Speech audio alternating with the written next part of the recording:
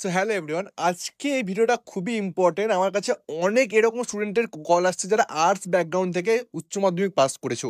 তোমাদের একটাই বক্তব্য কি আমরা কি মেডিকেল ফিল্ডে কোনো লাইনে যেতে পারবো, বা যদিও যেতে চাই কোন কোন লাইনে আমরা যেতে পারবো। তো আজকে এই ভিডিওটাতে সম্পূর্ণ আমরা আলোচনা করে নেবো যে তোমরা কি আদেও কোনো মেডিকেল কোর্স করতে পারবে, যদিও পারো কোন কোন কোর্সগুলো তোমরা করতে পারবে, কি কি তোমাদের লিমিটেশন আছে, সমস্ত কিছু আজকে আমরা এই ভিডিওতে আলোচনা করবো। ভিডিওটা অবশ্যই তোমরা লাস্ট পর্যন্ত দেখবে। তো দেখো, সাধারণত আর্টস ব্যাকগ্রাউন্ড থেকে যাওয়ার জন্য মেডিকেল ফিল্ডটা বানানো হয়নি। এটা যদি খারাপ লাগে শুনতে, তবুও এটাই রিয়েলিটি যে আর্টস ব্যাকগ্রাউন্ডের জন্য মেডিকেল ফিল্ড নয়। তবুও কিছু কিছু কোর্স আছে যেগুলো তোমরা করতে পারবে, ঠিক আছে।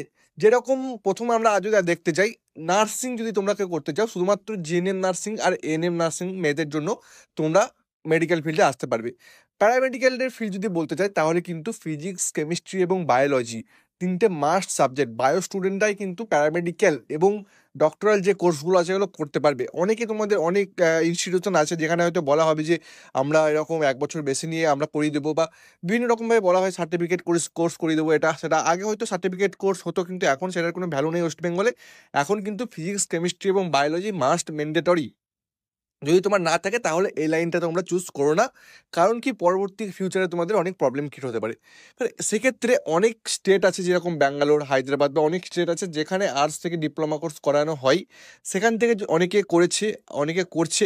তো সেখান থেকে করলে কিন্তু তোমাদের প্রাইভেট হসপিটালে তোমরা জব পাবে, কিন্তু ওয়েস্ট বেঙ্গল গভর্নমেন্টে কোনো রকম সুযোগ সুবিধা কিন্তু তোমরা পাবে না।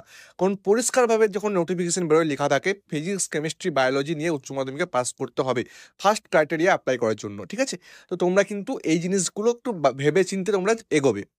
আর কি লাইন আছে আমরা যদি আজ থেকে পড়ি যাওয়ার জন্য, তোমরা যদি কেউ হসপিটাল ফিল্ডটাকে সত্যি খুব ভালোবাসো, তোমরা চাও যে আমরা হসপিটাল ফিল্ডেই কাজ করব, তাহলে তোমাদের জন্য খুব ভালো একটা ফিল্ড, সেটা হচ্ছে হসপিটাল ম্যানেজমেন্ট বা হেলথ কেয়ার ম্যানেজমেন্ট।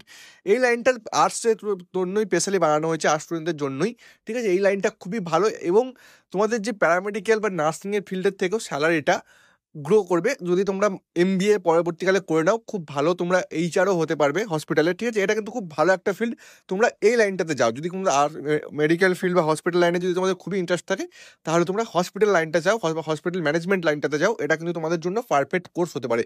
এটা ওয়েস্ট বেঙ্গল গভর্নমেন্টেও অনেক ভ্যাকান্সি বেরোয়, ঠিক আছে। তোমাদের জন্য একটা ভালো কোর্স কিন্তু এটা হতে পারে। সায়েন্স যদি তোমাদের থাকতো তাহলে বাকি অনেক কোর্স ছিল, কিন্তু আজ থেকে শুধুমাত্র নার্সিং আর হসপিটাল ম্যানেজমেন্টটাই পশ্চিমবঙ্গে খোলা আছে। আর বাকি যে যে ইনস্টিটিউশন অনেকে অনেক কথা বলছে, এগুলোতে কান দিও না, তাহলে কিন্তু তোমাদের ফিউচারে অনেক প্রবলেম হবে। আমি কিন্তু অনেক দিন থেকে এইসব সব নিয়ে রিসার্চ করছি, অনেক দিন থেকে এই লাইনে আছি, যেটা বাস্তব সেটা তোমাদের সঙ্গে আজকে শেয়ার করলাম।